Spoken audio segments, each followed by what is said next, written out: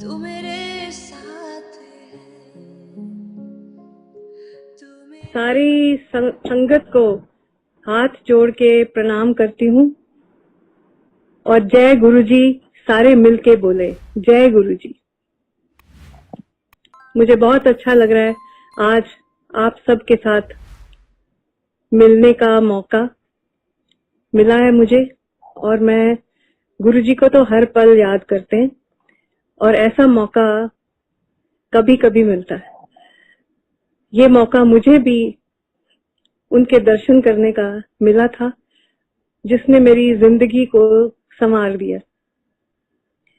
1997 में गुरुजी पंचकुला आए थे, जनरल महाजन के घर ठहरे थे और मुझे मेरे बड़े नजदीकी दोस्त कहने लगे कि हम सत्संग पर जा रहे हैं तो आप भी हमारे साथ चलो।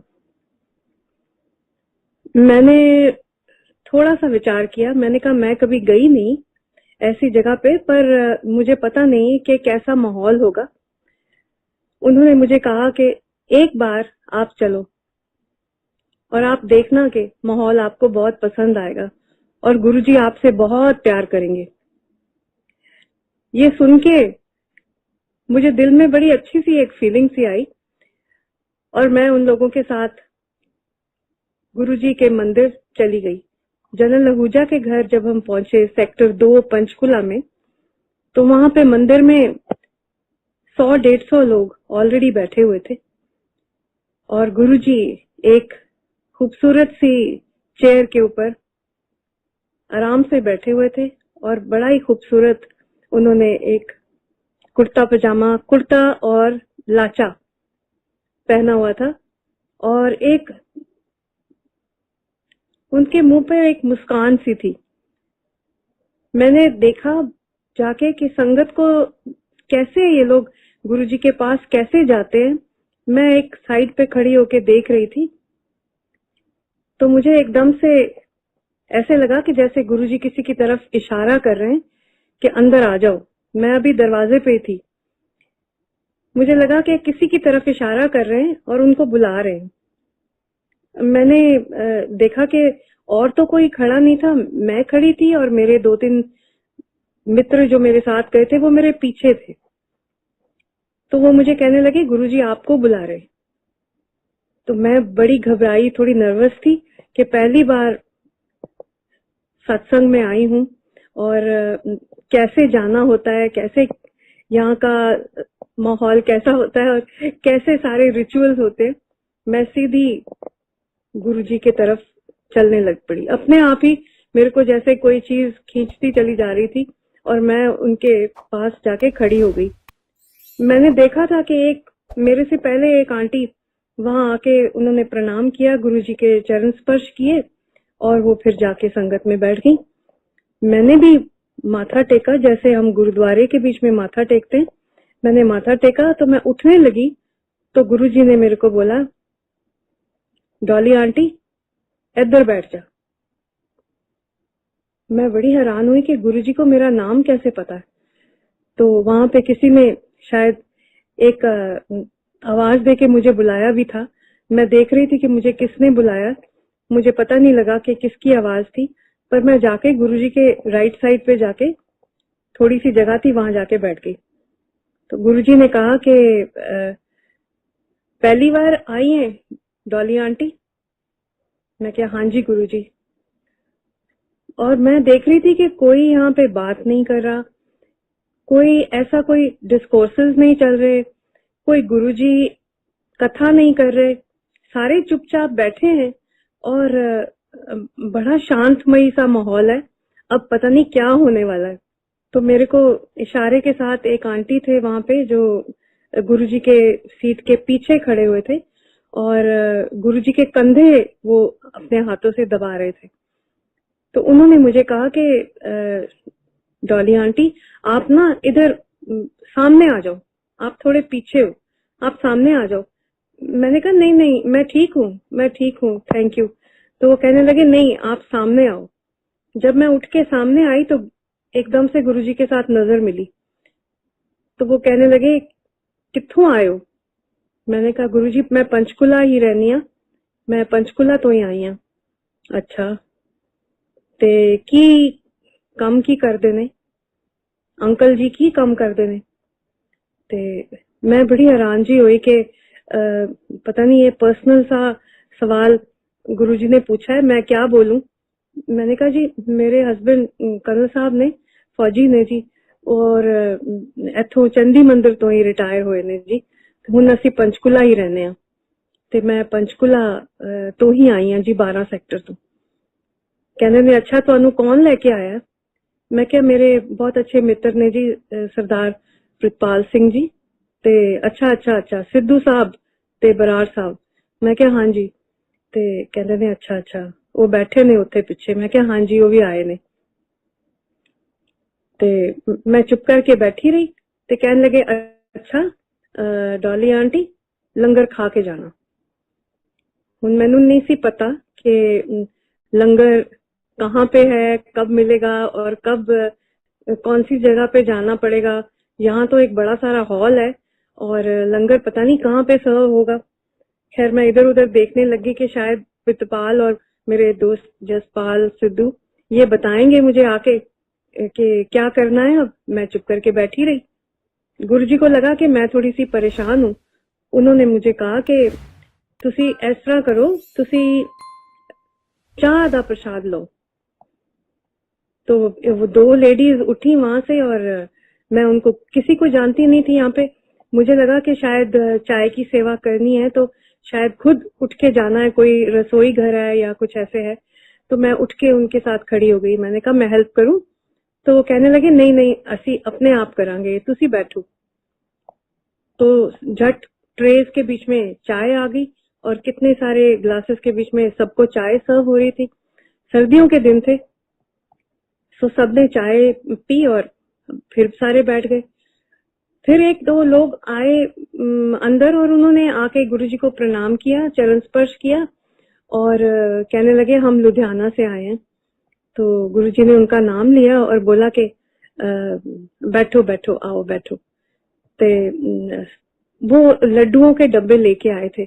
उनके घर में कोई बेटा पैदा हुआ था तो वो खुशी मना रहे थे और उन्होंने लड्डू गुरुजी के आगे रखे। तो गुरुजी ने वो प्रसाद सबको बांटने के लिए वो लड्डू का डब्बा खोला और एक एक जने को प्रसाद देने लगे। तो मैं भी मेरे पे ही आगे हाथ पे प्रसाद रखा और सब लोग उठ उठ के जा रहे थे प्रसाद लेने के लिए। तो मैं भी उठ के चली गई। तो गुरुजी कहने लगे डॉली आंटी बैठ जाओ, हाले जाना नहीं है। उन्होंने सोचा कि मेरे को ऐसे लगा कि वो सोच रहे हैं कि मैं प्रसाद ले लिया है अब तो अब जाना है। कहने लगे नहीं अभी जाना नहीं है, अभी लंगर खा के जाना। तो मेरे साथ जो एक आंटी बैठे हुए थे उन्होंने मुझे कहा कि प्रसाद ये नहीं है, प्रसाद लंगर को कहते हैं, जो लंगर बाद में बकायदा हम लंगर सारे मिलके खाएंगे, तो अभी मत जाना। खैर मैं फिर बैठ गई। आधे घंटे पौने घंटे के बाद एक लेडी और उठे। उन्होंने कहा जी गुरुजी लंगर उन्होंने ਕੰਨ ਦੇ ਵਿੱਚ ਕਿਹਾ ਗੁਰੂਜੀ ਨੂੰ ਕਿ ਲੰਗਰ ਤਿਆਰ ਹੋ ਗਿਆ ਤੇ सत्संग ਦੇ ਵਿੱਚ ਸਾਰਿਆਂ ਲੋਕਾਂ ਨੂੰ अनाउंसमेंट जे कर रही हूं मैं। तो गुरुजी ने कहा हाँ सारे। तो गुरुजी ने कुछ नहीं बोला, उनको ऐसे सिर हिला के इशारा किया, ओके ओके का इशारा, और वो उठ के खड़े हो गए अपनी चेयर पे और आगे चल के ड्राइंग रूम से बाहर निकल गए। तो मैंने सोचा शायद गुरुजी अब चले गए हैं और अब यहाँ पे हॉल में ही शायद लंगर सर्व होगा जैसे गुरुद्वारे में होता है। तो सबने इशारा किया नहीं, लंगर पीछे होता है बैक साइड पे, बैकयार्ड के बीच में। तो सारे उठ के उधर जाने लग गए। वहां पे बकायदा सबको थालियों के बीच में लंगर, और इतना स्वाद लंगर था वो कि मुझे ऐसे लगा कि मैं किसी गुरुद्वारे में आई हूँ, क्योंकि गुरुद्वारे का लंगर भी बहुत स्वाद होता है। एक दाल थी, चपाती थी और चटनी थी साथ में, बहुत ही टेस्टी। और साथ में सबको पानी का प्रसाद भी मिल रहा था। सबने अपना अपना प्लेट थाली खाई और थाली को जाके और वॉश करके वहां रख दिया। मुझे लगा कि बड़ा ही सिस्टमैटिक सा सबका बिहेवियर है और बड़ा अच्छा लगा मुझे। और मैं लंगर खा के फिर गुरुजी को ढूंढने लगी कि अब पता नहीं वो कहाँ चले गए, पर गुरुजी उस वक्त फिर नजर नहीं आए। पता लगा कि वो अपने कमरे में चले गए। अगले दिन ऐसे हुआ कि मेरे को जैसे एक अजीब सी तलब लग गई कि मैं अगले दिन फिर गुरुजी को के दर्शन के लिए जाऊं। मैं कभी ऐसी जगह पे नहीं गई थी, पर मुझे एक अंदर से एक ऐसे फीलिंग हुई कि मुझे आज भी जाना चाहिए। मैंने कर्नल साहब को कहा कि मैं आज फिर चली जाऊं, तो कहने लगे अगर तुम्हारा दिल करता है तो जाओ, जरूर चले जाओ। पर क्या होता क्या है वहां पे, मैंने उनको सब बताया और मुझे परमिशन उन्होंने दे दी कि जाओ देखो अगर तुम्हारा दिल करता है। तो मुझे मेरे दोस्तों ने ये कहा था कि गुरुजी की ब्लेसिंग्स जब मिलती हैं तो तुम्हें ऐसा अजीब सा एक आशीर्वाद मिलता है जिसका वर्णन करना बड़ा मुश्किल है। ना तो वो कुछ बोलते हैं, ना कुछ वो ऐसी बात कोई कहते हैं कि तुम्हें लगे कि वो तुम्हारी कोई दुविधा को या तुम्हारे किसी कष्ट को दूर करने के लिए कोई कथा सुना रहे हैं या कोई डिस्कोर्सेस दे रहे हैं। ऐसा कुछ नहीं होता यहाँ पे। गुरुजी का कल्याण करने का एक अजब सा तरीका है। तो उससे पहले मैं अपने बेटे को, मेरा बड़ा बेटा रूमेटॉइड आर्थराइटिस के साथ बीमार हो गया था, तो मैं उसको कनाडा अमेरिका ट्रीटमेंट कराने के लिए लेके गई थी। काफी कष्ट उसने सहा था, तो मेरे मन में था कि किसी तरह मेरा बेटा ठीक हो जाए। ये बात मेरे दोस्तों को भी पता थी कि मेरे मन में एक बहुत अशांति है इस बारे में कि मेरा बेटा ठीक से चल नहीं सकता, आर्थराइटिस हो गया उसको, इतने छोटे से बच्चे को 9 साल की उम्र में बुखार हो गया था और अब वो 15-16 साल का हो गया है, तो कैसे जिंदगी कैसे होगी। तो मेरे दोस्तों को मेरी ये प्रॉब्लम पता थी। उन्होंने कहा कि एक बार गुरुजी से आशीर्वाद लो, हो सकता है उनका प्रताप हो और उनका कोई ऐसा करिश्मा हो जाए कि तेरे बेटे को आशीर्वाद मिल जाए। सो माँ की ममता जाग जाती है उस वक्त कोई ऐसी बात बोले। मैंने कई और तरीके इस्तेमाल भी किए थे, कई डॉक्टर बदले थे, कई अस्पतालों के बीच में इलाज करवाया था, पर मेरा मन फिर भी अशांत था क्योंकि अपने बेटे को तकलीफ में देख के मुझे बिल्कुल अच्छा नहीं लगता था। किसी तरह उसका रोग ठीक हो जाए और वो चलता फिरता नजर आए। तो गुरुजी के पास आने का ये कारण बन गया कि मुझे लगा कि गुरुजी मुझे आशीर्वाद देंगे और मेरा बेटा ठीक हो जाएगा, तो मैं उसके लिए कुछ भी करने को तैयार हूँ। अगले दिन जब मैं गुरुजी के मंदिर में पहुंची तो गुरुजी अभी ड्राइंग रूम में बैठे ही नहीं थे, बाहर ही मिल गए। वो बाहर संगत के साथ बातें कर रहे थे किसी के साथ और वहां ही टहल रहे थे। जब मैं गई तो मैंने प्रणाम किया, चरण स्पर्श किया गुरुजी को और मैं कुछ बोल नहीं पाई। मुझे बोलने का कोई तरीका भी नहीं पता था कि यहाँ कैसे बोला जाता है। तो गुरुजी कहने लगे डॉली आंटी आ गई हैं? मैं क्या हाँ जी गुरुजी। तो कहने ने आओ अंदर बैठो। तो मेरे साथ साथ ही गुरुजी आगे मुझे ले गए, आगे आप चलने लगे, मैं उनके पीछे पीछे चलने लगी। तो मुझे बिल्कुल अपने पास तक कुर्सी तक ले गए जहाँ पे और लोग ऑलरेडी बैठे हुए थे। तो मुझे अपने साइड पे लेफ्ट साइड में बिठा लिया और कहने लगे कि अंकल जी नहीं आए? मैं क्या नहीं कर्नल साहब ते नहीं आए गुरुजी। ते कहने कोई गल नहीं फौजी भी आ जाएंगे। तो कहने लगे कि जनरल महाजन भी फौजी ने, उन्हों का घर है ते मैनू नहीं सी पता कि किदा घर है। तो उस दिन गुरुजी ने मुझे कहा डॉली आंटी कोई गाना सुना दे। मैं उस दिन और भी हैरान हो गई कि गुरुजी को कैसे मालूम है कि मैं गाना गाती हूँ। तो कहने लगे कि मेरे को एकदम से मैं थोड़ी नर्वस हो गई कि मंदिर का माहौल है और यहाँ पे मैं क्या गाऊं, और मैं कोई भजन गाऊं कि मैं कोई शब्द गाऊं, क्या क्या गाऊं। तो गुरुजी आगे से कहते हैं तू ना कोई पंजाबी गीत सुना दे। मैं बहुत हैरान हुई, मैं गुरुजी की तरफ देखने लगी और मेरे मुंह से एकदम निकला हो गुरुजी पंजाबी गीत। तो कहने लगे हाँ पंजाबी गीत लौंग गवाचा गा दे। तो मैं बड़ी हैरान हुई, मैंने कहा पता नहीं गुरुजी क्या बात कर रहे हैं, मेरा कहीं मजाक तो नहीं उड़ा रहे। तो एक आंटी थे वहां पे, उन्होंने कहा कि नहीं गुरुजी सब सुन लेंदे ने, गुरुजी जो कहंदे ने ओही भजन कीर्तन बन जांदा है और ਅਸੀਂ ਸਾਰੇ बहुत इंजॉय करांगे। डॉली तू बेझिझक होके गा। तो एक आंटी फटाफट एक ढोलक निकाल के ले आए, मेरे हाथ में ढोलक पकड़ा दी। मैंने ढोलक अपने आगे रख के मैंने लॉन्ग गवाचा, पूरा गाना गाया। और गुरुजी ने मेरे को बोला कि तू ना बस गांधी रह, तू बस गांधी रह डॉली आंटी। मैं क्या थैंक यू गुरुजी, तुसी मैनू क्या है गान नू, ते मैं बहुत खुश हो गई, क्योंकि मैनू गाना बहुत अच्छा लगता है। कोई गाने वास्ते कहे ते मेरे को तो रुकिया ही नहीं जाता, कहने ने नहीं तू रुकना ही नहीं, तू गांधी रहना। उस तो बाद मैं थोड़ी देर दे बाद लंगर दा टाइम हो गया, ਅਸੀਂ लंगर खाया और सारे इधर उधर हो गए। हुण एक दिन दे विच ही ऐसा माहौल कुछ बन गया, मैनू समझ ही नहीं आया कि ए लोग मेरे ना वाकिफ हुंदे भी मेरे सारे वाकिफ बन गए। और ऐसे लगा कि जैसे सारे ही दोस्त हैं, हम लोग सब एक ही थॉट के और एक ही फीलिंग के साथ गुरुजी के पास आए हुए हैं उनसे आशीर्वाद लेने के लिए। तो हमारा सबका मन एक जैसा था, इमोशनली बाउंड होते हैं जैसे।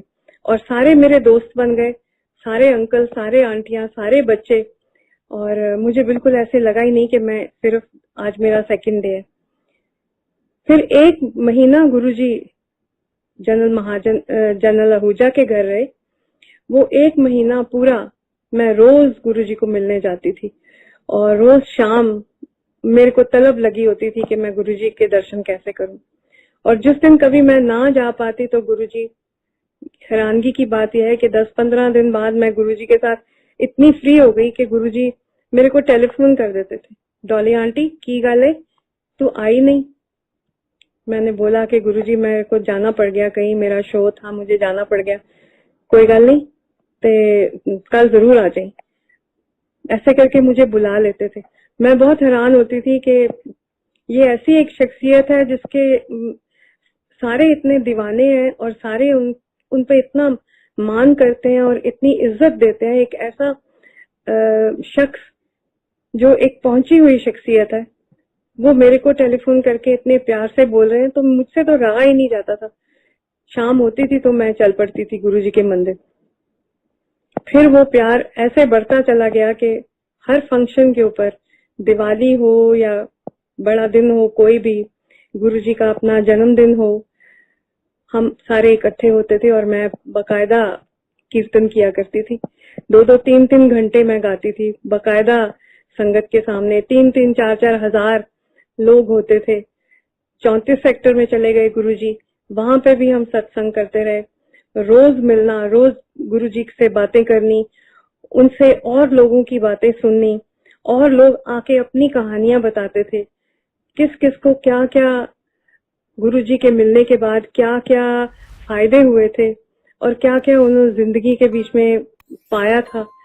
बहुत कुछ खोया हुआ था जो उनको मिल गया था। कई लोगों के रोग दूर हुए थे। वहां पे जाके, वहां उस मंदिर में बैठ के बहुत कुछ सुनने को मिलता था।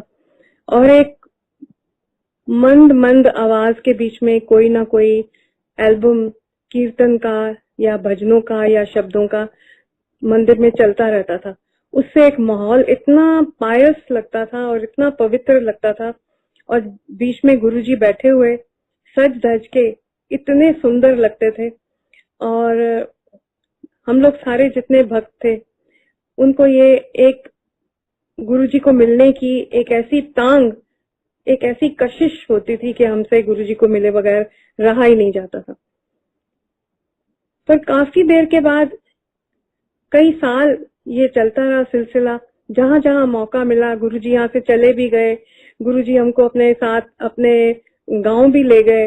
और जहां जहां गुरुजी ने कहना, हम सारे लोग जितने गुरुजी के भक्त थे, गुरुजी के दीवाने थे, हम साथ जाते। कई बारी गुरुजी लीड करते अपनी गाड़ी में, कार में, और पीछे सारी कॉन्वॉय 20-20, 30-30 गाड़ियों की चंडीगढ़ से पटियाला जा रही है, कभी चंडीगढ़ से लुधियाना जा रहे हैं, कभी चंडीगढ़ से गोविंदगढ़ जा रहे हैं। ऐसे हम लोग सारे इकट्ठे हो के अलग अलग जगह पे गुरुजी के साथ जाते थे। बहुत सारे समागम किए। एक दिन ऐसे पता लगा कि गुरुजी अब दिल्ली जा रहे हैं, तो बड़ी घबराहट हुई कि अब गुरुजी चंडीगढ़ से दूर चले जाएंगे तो हम कैसे मिलेंगे उनको। तो लोगों ने बताया कि गुरुजी आते रहते हैं, दिल्ली भी जाएंगे, जालंधर भी जाएंगे। अब जालंधर कम जाते हैं पर चंडीगढ़ ज्यादा आएंगे। तो थोड़ी तसल्ली हो गई। तो जब दिल्ली जाने की बात हुई तो मुझे थोड़ी सी ऐसे लगा कि थोड़ा दूर है, तो मैं रेगुलरली तो गुरुजी को मिल नहीं पाऊंगी। तो दिल्ली सुधा आंटी के घर पहला सत्संग हुआ था, तो मैं गुरुजी को मिलने के लिए गई। तो गुरुजी ने कहा, डॉली आंटी तू क्यों आ गई है? मैं कहा, गुरुजी तुहाडे दर्शन करन आई हां। तो कहने लगे, नहीं तेनू आन दी कोई लोड़ नहीं, तेरा कल्याण हो गया। हाथ उठा के उन्होंने, जैसे गुरु नानक देव जी की एक तस्वीर में वो आशीर्वाद दे रहे हैं हाथ उठा के, वैसे ही गुरुजी ने अपना राइट हैंड उठाया और ऊपर करके और मेरी तरफ देख के बोला कि तेरा कल्याण हो गया, तेनू आन दी कोई लोड़ नहीं। मेरे को पता नहीं कैसे फीलिंग हुई, एक झटका सा लगा कि अब मेरे को कह रहे हैं कि मैं ना आऊं। मैंने कहा, गुरुजी ऐसे कैसे हो सकता है कि मैं आपको ना मिलूं? कहते नहीं, इतनी दूर आने की कोई लोड़ नहीं। सो मुझे दिल्ली आने से रोक दिया, पर मेरा मन यही था कि गुरुजी को मैं मिलती रहूं, फिर भी मिलती रहूं। फिर भी हर बार कोई ना कोई फंक्शन होता तो गुरुजी मेरे को इनविटेशन भिजवा देते किसी ना किसी से कि वहां पे जाओ, वहां पे चले जाओ, आज गोल्फ लिंक्स के बीच में सत्संग हो रहा है, आज बड़े मंदिर में सत्संग होना है, या सुधा आंटी के घर होना है, और अलग अलग जगह के ऊपर फंक्शन होना है। तो अगर गुरुजी की बातें करते करते तो मैं कहीं और दूसरी दुनिया में पहुंच जाती हूँ। और मुझे कहने लगे कि अपने बेटे को लेके आओ। तो मेरा बड़ा बेटा व्हीलचेयर में था, मैं उसको मिलाने के लिए गुरुजी के पास ले गई। उन्होंने उसके सिर पे हाथ रखा और बोला कि सब ठीक है, कोई फिक्र दी गल नहीं है, बस इतना सा कहा और ज्यादा लंबा कुछ नहीं बोला। मेरे छोटे बेटे को बोला, ए बड़ा बड़ा जनरल बनेगा, जनरल साहब बनेगा। और मेरी बेटी सुनैनी को तो इतना प्यार करते थे गुरुजी कि उसके लिए रिश्ता भी ढूंढने लग गए कि इसकी शादी मैं करवाऊंगा। और सुनैनी ने उन दिनों में ऑस्ट्रेलिया जाना था स्कॉलरशिप पे, तो बोला कि इस लड़की को जाने दो, ये बहुत तरक्की करेगी पढ़ाई में। और मेरे सारी फैमिली उस गुरुजी के मंदिर में इतनी इन्वॉल्व हो गई थी कि हमारा दिल ही नहीं लगता था गुरुजी को देखे बिना। हर शाम हमारी मंदिर के बीच में गुजरती थी जब हम गुरुजी पंचकुला में थे। तो अब मुझे दिल्ली जाने की बात से मुझे बड़ी घबराहट हुई कि गुरुजी को मैं मिलूंगी नहीं। तो एक दिन क्या हुआ कि मेरी एक फ्रेंड है, वो दिल्ली में रहती थी, तो मैं अमेरिका जा रही थी और रात को मेरी फ्लाइट थी 2-2:30 बजे। तो मैं पहले अपनी फ्रेंड के घर गई, वहां से उसने मुझे ड्रॉप करने के लिए एयरपोर्ट जाना था। उस दिन गुरुजी का जन्मदिन था बड़े मंदिर में। तो मैंने उसको बोला मैं गुरुजी को मत्था टेक के फिर जाऊंगी फ्लाइट में। तो वो मुझे ले गई वहां पे बड़ा मंदिर के बीच में, तो कोई 15-20 हजार लोग थे और मंदिर में ऐसे था कि जैसे कोई मेला लगा हो। और गुरुजी दूर एक चेयर के ऊपर बैठे हुए थे और लोग ही लोग पंडाल में बैठे हुए थे।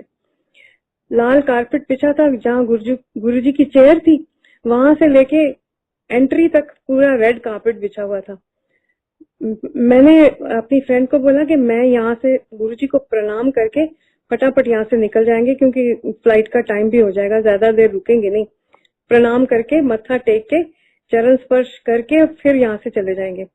मैंने अभी लाल कारपेट के ऊपर पैर ही रखा था, गुरुजी के पास माइक था।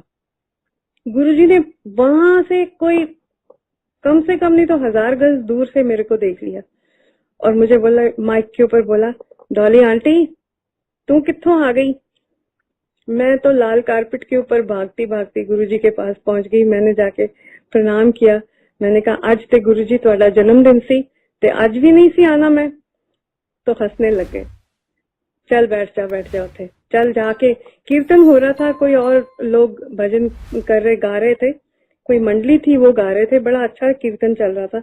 मुझे कहते हैं कि चल फिर तू 2 भजन सुना दे। मैं ना कोई डायरीज लेके गई हुई थी ना, मैं तो फ्लाइट पे जा रही थी, सामान सुमून सब पैक हुआ था। मेरे हाथ में सिर्फ मेरा एक छोटा सा पर्स था।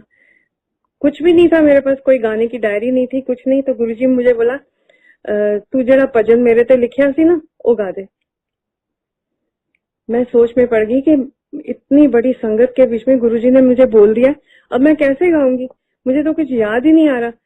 मैं बड़ा अपने आप को कंट्रोल करके वो मंडली के पास जाके मैंने उनको रिक्वेस्ट की कि आप मेरे साथ संगत कर देंगे। उन्होंने कहा हाँ जी जरूर, गुरुजी का हुक्म है तो हम तो जरूर संगत करेंगे।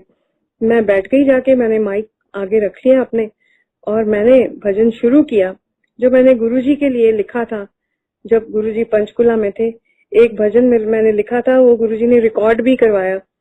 चीमा स्टूडियो में बकायदा एल्बम बना वो और सबको बांटा भी गया। अब वो काफी लंबा भजन था। मैं सोचने लगी पता नहीं मुझे कितना याद आएगा, पर पता नहीं क्या करिश्मा हुआ, गुरुजी का आशीर्वाद था वो कि क्या था वो, ऐसा कोई वेव आई मेरे दिमाग में और मैं पूरा का पूरा भजन, जिसके 7 स्टैंजास थे, इतना लंबा भजन था, वो पूरा का पूरा मैंने बगैर डायरी के सारा गा दिया वहां पे। मैं खुद आज भी मैं हैरान होती हूँ कि वो पता नहीं कौन सी ताकत थी जिसने मुझे पूरा का पूरा भजन मेरे से गवा लिया बगैर कंसल्ट किए मेरी डायरी। नॉर्मली ये होता है कि आप कोई भजन बार बार गाते रहो तो याद हो जाता है। वो भजन गा के रिकॉर्ड कर दिया था और वो मंदिर में बजता था। मैंने ऐसे लाइव कभी नहीं गाया था, पर उस दिन वो करिश्मा हो गया तो मुझे पक्का यकीन हो गया कि ये कोई ऐसी ताकत है जिसने मेरे से ये गवाया। तो मैंने गुरुजी को उठ के दोबारा से चरण स्पर्श किए और मैं वहां से जाने लगी तो कहने लगे लंगर नहीं खा के जाएंगी, लंगर ते उत्थे चल रहा है, खा के जाई, अमेरिका दा टूर है, खा के जाई। तो मैं और मेरी फ्रेंड हमने दोनों ने जाके लंगर खाया और फिर हम वहां से गए। पर जब मैं अमेरिका से वापस आई तो मुझे पता लगा कि गुरुजी अब इस दुनिया में नहीं है। तो बहुत बहुत उदासी, अजीब सी एक उदासी छा गई। पर दिल में यह था कि गुरुजी के इतने भक्त हैं, हम गुरुजी को कभी अपने से दूर होने नहीं देंगे। वो हमारे मन में बसते हैं, हमारे घर में बसते हैं, हमारे हर जगह, हमारे घरों के बीच में, हमारी बातों के बीच में वो हमेशा हमेशा हमारे साथ है। मैं दुनिया में जहां जहां भी गई हूँ मैंने गुरुजी के भक्त देखे हैं, गुरुजी के भक्तों को मिली हूँ। पिछले साल मैं न्यू जर्सी गई थी, वहां पे भी मैं सत्संग करके आई। इतना अच्छा वहां पे माहौल था, उन्होंने बहुत ही बढ़िया न्यू जर्सी के बीच में अरेंजमेंट किया था और गुरुजी के भक्त इतने डेडिकेटेड और इतना सुंदर जगह उन्होंने बनाई हुई थी, इतना सुंदर सजावट की हुई थी, ऐसे ही लगा कि गुरुजी सामने ही बैठे। एक लाइफ साइज की बड़ी तस्वीर गुरुजी की लगाई थी, सुंदर पोशाक पहन के वो बैठे हुए थे और ऐसा ही लग रहा था कि जैसे वो हमारे सामने बैठे। तो गुरुजी का एक ऐसा ऑरा था, जो एक बार गुरुजी का भक्त बन जाता था वो कभी भी उनसे दूर नहीं जा पाता। उनकी कोई ऐसी शख्सियत ही ऐसी थी, कोई ऐसी बात नहीं थी कि उनके बीच में कोई आम जैसे गुरु होते हैं वो कुछ ना कुछ मांग लेते हैं या कुछ ऐसे दान करो या ऐसे करना है ऐसे। यहाँ पे कुछ माहौल ही कुछ और था, यहाँ पे सिर्फ सेवा ही सेवा थी। और मुझे ऐसे यकीन हो गया था कि गुरुजी, जिसका मन सच्चा है और गुरुजी को सच्चे मन से जो प्यार करता है उसको गुरुजी का आशीर्वाद मिलता ही मिलता है।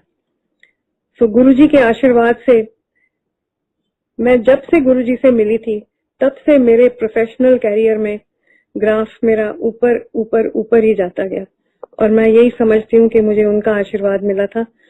मेरे बच्चों को, मेरे परिवार को, मेरा बेटा जो बीमार था उसने बहुत अच्छी पढ़ाई करके बहुत अच्छी जॉब की, छोटे बेटे ने उससे भी अच्छी तरक्की की, सुनैनी की शादी हो गई, बड़ी अच्छे घर में, बहुत खुश है और सारे परिवार को उनका आशीर्वाद मिला था। और मुझे बस उन्होंने यही कहा था कि तू गांधी रह, जितनी देर तू गांधी रहेंगी तेरा कल्याण होता रहेगा। और ये बात मेरे को उनकी इतनी ज्यादा मेरे मन के बीच में घर कर गई कि मैं कभी बीमार भी हो जाती हूँ तो मन उदास हो जाता है तो मैं कई बार कह देती हूँ बस अब नहीं मैं गाऊंगी, फिर मुझे गुरुजी की याद आ जाती है कि गुरुजी ने कहा था तू गाई जा, बस तू गाई जा। जब मिलना मेरे से गीत सुनने, पंजाबी गीत सुनने, यहाँ तक कि मैं माँ को भी एक बार ले गई। मेरी माँ इतनी मशहूर पंजाबी लोक सिंगर, और मैंने उनको बोला कि मैं गुरुजी को मिलती हूँ, मामा आप मेरे साथ चलोगे? उन्होंने कहा कि तेरी श्रद्धा है इतनी तो चल, मैं भी तेरे साथ चलती हूँ। जब मामा वहां गई तो गुरुजी ने इतना प्यार दिखाया। गुरुजी ने अपना कुर्ता स्पेशली मामा को दान गिफ्ट दिया, मामा की झोली में रखा और बोला कि अपनी बेटी नू हुन गान दो, हुन एन डॉली गाएगी। तो मामा ऑलरेडी ओल्ड हो चुकी थी, बट उन्होंने कहा कि गुरुजी मैं ते हाले भी गानी आ। कहते हाँ तू बड़ा गा लिया, हुन डॉली नू गान दे। तो मुझे शर्म सी आ गई कि गुरुजी क्या बोल रहे हैं, माँ को बोल रहे हैं तू बस कर, हुन ते डॉली नू गान दे। तो हम सारे हंसने लग गए। तो कहते ने अच्छा इस तरह कर दे, दिवाली ते दोनों मामा तिया गान गए। तो सुनैनी कहने लगी गुरुजी मैं नहीं गाऊंगी? कहते हाँ तू ही गा ली। तो हमने सब तीनों ने मिलके, मेरी माँ, मेरी बेटी और मैं, हम तीनों ने मिलके गुरुजी के मंदिर में दिवाली के ऊपर मिलके गाया। और गुरुजी ने माँ के मशहूर गाने सुने, और भक्ति संगीत तो थोड़ा बहुत हुआ पर लोक गीत ज्यादा हुए। तो आज तक जब भी कभी गुरुजी का सत्संग होता है, कहीं पे भी दुनिया में मैं जहाँ जहाँ पे भी गई हूँ, सत्संग में गई हूँ, तो मैं वहां पे गुरुजी के ऊपर लिखे हुए भजन के अलावा लोकगीत जरूर गाती हूँ। गुरुजी को बहुत अच्छे लगते थे। तो गुरुजी तो हमारे ऐसे लगता है रग रग में बसे हुए हैं। मेरे घर में हर जगह पर गुरुजी की तस्वीर कहीं ना कहीं पड़ी मिल जाती है, जो देख के ऐसे लगता है जैसे वो सामने ही बैठे। ऐसे तो कभी लगा ही नहीं कि वो है नहीं। तो हमने बहुत अच्छा टाइम गुरुजी के साथ गुजारा है। लोगों की बातें सुनने में कई बार बड़ी हैरानगी भी होती थी कि कैसे कैसे लोग परेशान हुए गुरुजी के पास आते थे कि डॉक्टरों ने मना कर दिया है कि अब इनका इलाज नहीं हो सकता। गुरुजी ने इधर बैठे ही उनके लिए मेडिटेशन करनी और उनको ठीक कर लेना, और डॉक्टर हैरान हो जाते थे कि ये कैसे हो गया, ये कौन सा करिश्मा है कि वो सारी तुम्हारा दुख दर्द सारा वो अपने ऊपर ले लेते थे और हमारा दुख दर्द दूर कर देते थे। ये एक बहुत बड़ी उनकी एक, क्या बोलूं, ये तो एक ऐसा कोई उनके बीच में उनको एक वरदान मिला हुआ था रब से। ऐसे लगता है कि वो रब के कोई भेजे हुए पीर थे जो हमारे पास आए थे और हम सबको आशीर्वाद देके गए। सो सत्संग करते हुए जो लोग बैठे होते हैं सारे एक दूसरे की तरफ देख रहे होते हैं कि ये कहाँ से वेव्स आ रही हैं जो सबको इन्वॉल्व करके जिसने बांधा हुआ है। कोई उठना नहीं चाहता। जब गुरुजी की बात हो रही होती है, कोई सत्संग कर रहा होता है, अपनी कहानी सुना रहा होता है, बैठ के सब इतने ध्यान से उसकी बात सुनते हैं। ऐसे ही लगता है कि जैसे ना उनकी वाइब्स जो है उनमें से वेव्स निकल रही हैं और वो हमारे तक पहुंच रही हैं। तो जब मैंने अमेरिका जाके सत्संग किया तो सारे मेरी बातें सुनने के लिए इतने ज्यादा उत्सुक थे। मेरा दिल करे कि मैं अपना पूरा दिल की बातें इन लोगों के साथ शेयर करूं कि इन लोगों ने तो गुरुजी को देखा नहीं है, हमने तो गुरुजी को चरण स्पर्श किए, गुरुजी के साथ बैठ के लंगर खाया है, गुरुजी के साथ कार में बैठ के सफर किया हुआ है और गुरुजी की छो हाथ मिली हुई है, गुरुजी के हाथ का आशीर्वाद मिला हुआ है। तो बड़ा दिल करता था कि सबको बताएं कि वो एक रब दे भेजे हुए बंदे सन जो हमारे लिए आए थे इस दुनिया में लोगों का भला करने के लिए। आप मेडिटेशन करके लोगों का भला करते थे। तो मुझे बातें करते करते इमोशनल हो जाती हूँ मैं कि मुझे उनका आशीर्वाद मिला और मैं एक बिल्कुल ऑर्डिनरी हाउसवाइफ से एक मशहूर सिंगर बन गई, जो मुझे लगता है गुरुजी की मेहर के साथ हुआ। 1997 में मैं गुरुजी को मिली थी और 99 में मेरा पहला मशहूर एल्बम जो हुआ अंबर सरे दे पापड़, वो गुरुजी को मिलने के बाद हुआ था। उसके बाद आई नेवर लुक बैक। तो मेरी दिन ब दिन तरक्की हुई और मुझे हर सांस यही लगता था कि मुझे आशीर्वाद अपने गुरु का मिला है, वो गुरु जो हमेशा मेरे मन में रहते हैं। ये किसी को बताया नहीं जा सकता कि तुम्हारे मन में क्या श्रद्धा है। एक डिवोशन जो होती है ये तुम किसी के साथ शेयर नहीं कर सकते, ये कोई दिखावा नहीं है, ये अंदर से आती है फीलिंग। और जब अंदर से फीलिंग किसी के साथ ऐसी डेडिकेशन की हो जाए, एक सिंसियर डेडिकेशन, तो आप बिल्कुल अपने आप को रोक नहीं सकते उस शख्स के साथ, उस गुरु के साथ प्यार करने को। कई बार ऐसे होता था कि गुरुजी को मिलके आते थे तो गुरुजी के चरणों के स्पर्श के बाद एक खास खुशबू जो आती है, जिन लोगों ने गुरुजी के दर्शन किए हैं, गुरुजी के मंदिर गए हैं, उनको पता होगा, एक खास वहां पे भीनी भीनी खुशबू होती है। वो खुशबू, कई बार मैं मंदिर से गुरुजी को मिलके घर आ जाती थी, आधी रात मुझे वो खुशबू आ जाती थी। मैं एकदम उठ के देखती थी गुरुजी कहाँ है, ऐसे लगता था कि मेरे आसपास हैं कहीं।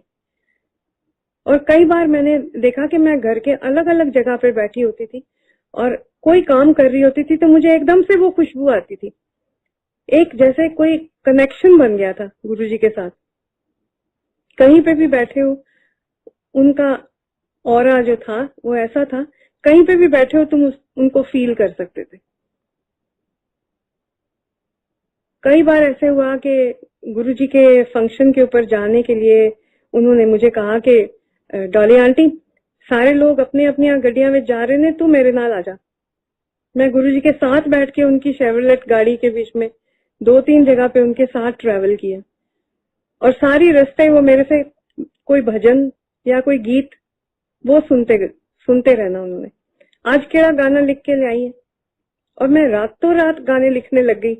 मैं कई बार ऐसे होता था कि मैं रात को, आधी रात को गुरुजी की वो खुशबू आई है, उसके बाद मैं सो ही नहीं पाती थी, मैं कुछ लिखना शुरू कर देती थी, तो मेरा गीत बन जाता था और मैं अगले दिन जाके गुरुजी को सुना देती थी।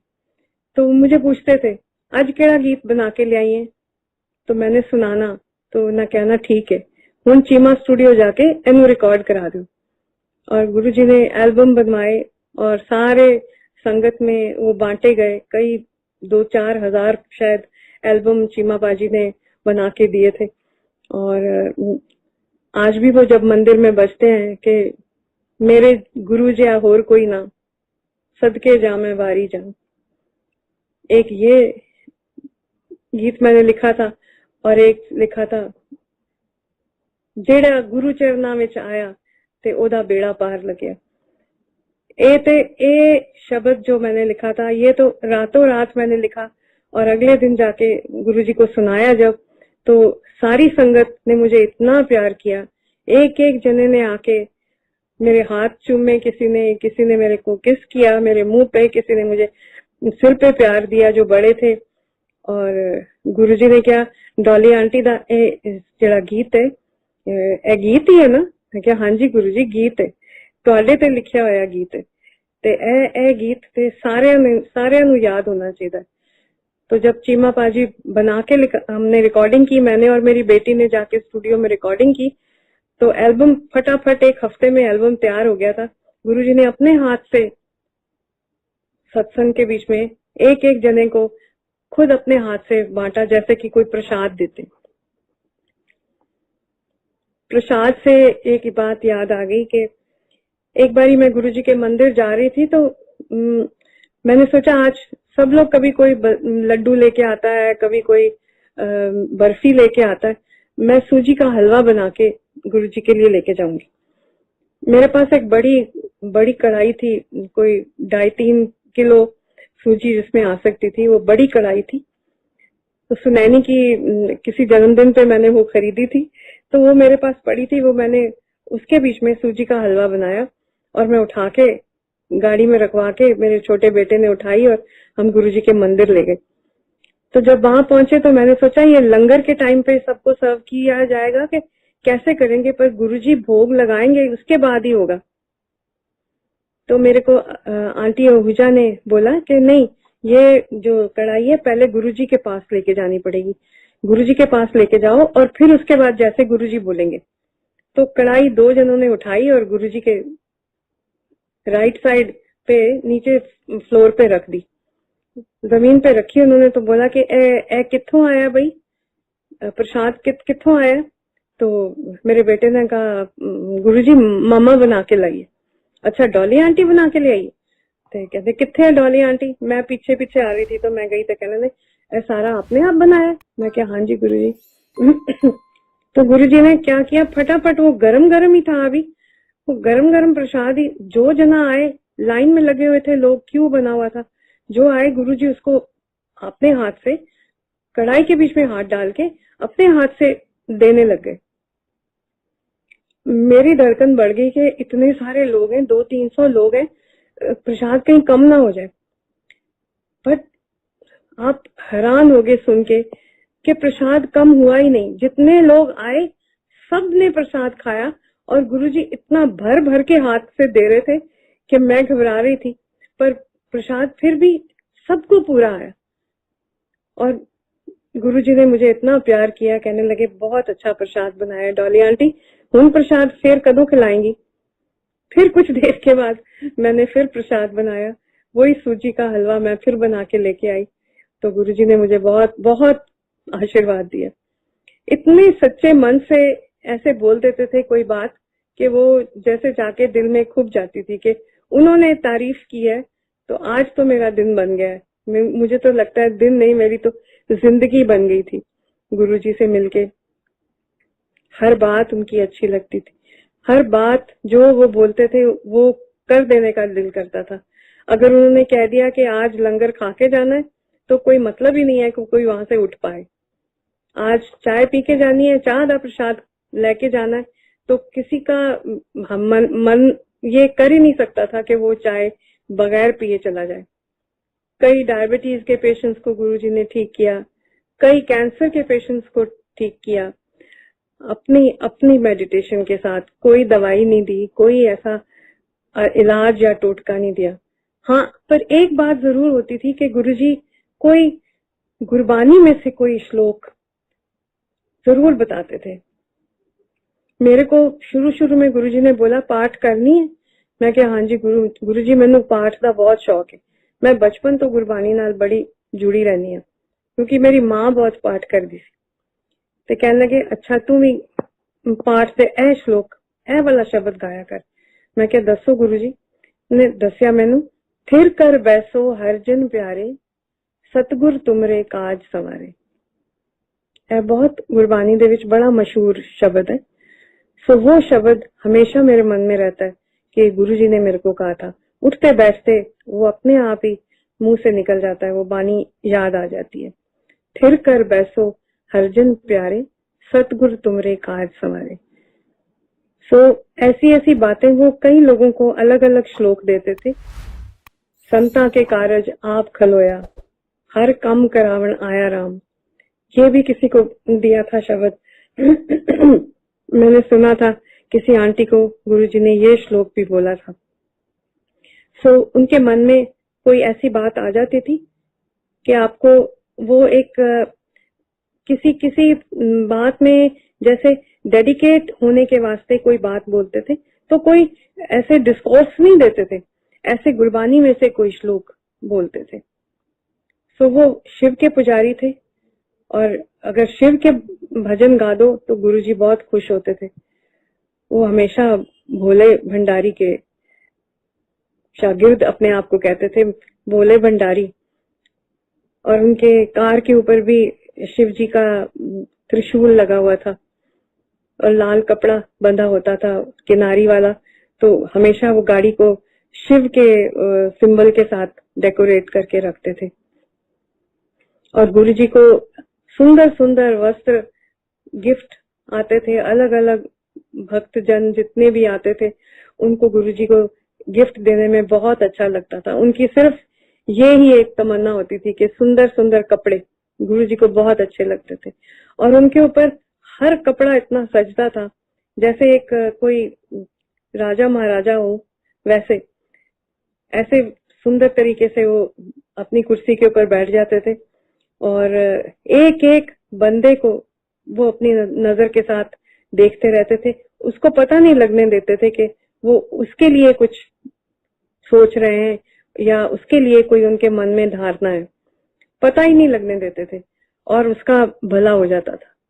जब किसी इंसान का भला होता है तो वो ऑटोमेटिकली अपने गुरु या अपने पीर को प्रणाम करने का उसका जी करता है।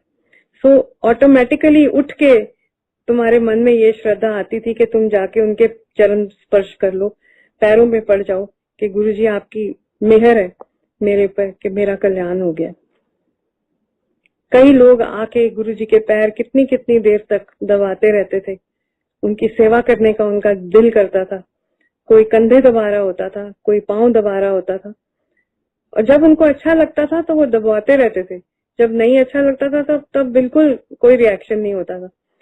बोलते थे आराम से जाके बैठ जाओ, फलानी आंटी उत्थे बैठ जाओ, फलाने अंकल तुसी उत्थे बैठ जाओ, पास नहीं आने देते थे। पर जब उनका मन होता था तो दबवा लेते थे। ऐसे लोग दुनिया में कम आते हैं जो लोगों का भला करने के लिए आते हैं, वो कोई रब के भेजे बंदे होते हैं। सो लाख लाख प्रणाम हमारे प्यारे गुरुजी, हमेशा हमारे मन में रहेंगे जब तक हम जिंदा है। मेरे मन की तो यही श्रद्धा है और मैं सारे अपने सत्संग में आए हुए भक्तों को बोलूंगी कि गुरुजी के लिए कभी मन में द्वेष ना रखें। वो एक बहुत सच्चे और सुच्चे इंसान रब के भेजे हुए थे। जय गुरुजी। हर पल तेरे